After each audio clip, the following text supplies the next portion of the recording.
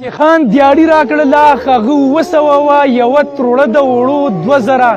800 وه دړې اوړه پې کېږي غوړي د کمې راوړم نن د اوړو په ځای به د زخرو ستنې راوړم سپېره نصیب ته مې ویل یوه سلا راکړه دې غریبۍ ظالمې سلا د غلا راکړه ضمیر سپېړې راکړې نن خو به غلا وکړې خو د ماشر په ورځ به هلته کې بیا څه کړې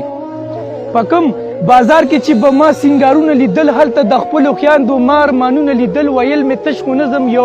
فیصله مې وکړه د ارمانونو ډکه یو جنازه مې وکړه بس غټو خویندو له مې تراخه بیهي واچول او کشر خور له مې لږ ورکچیني واچول په کومه غوټه کې چې د چا ارمان پروت و په هغه غوټه کې نن زخرو سامان پروت و ستړې ستومانه راغلم کور ته بېوسه راغلم د نورو ورځو په شان کور ته بېبسه راغلم مور مې رامنډه کړله بچي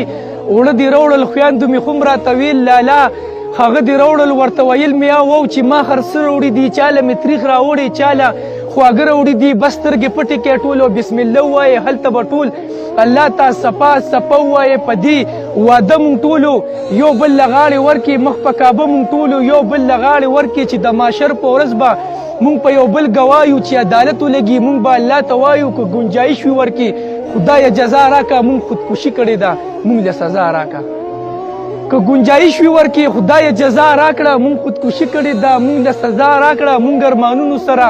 خدایه په اور اوسېږه خو مونږ سره سم خدایه خو همدغه نور اوسېږه زمونږ د جون قاتلان خدایه په اور اوسېږه دغه د ځمکې خدایان خدایه په اور اوسېږه شمع زخه دا خدای دی چې رزق او صبر راکړي که د انسان په لاس وه انسان به زهر راکړي که د انسان په لاس وه انسان به زهر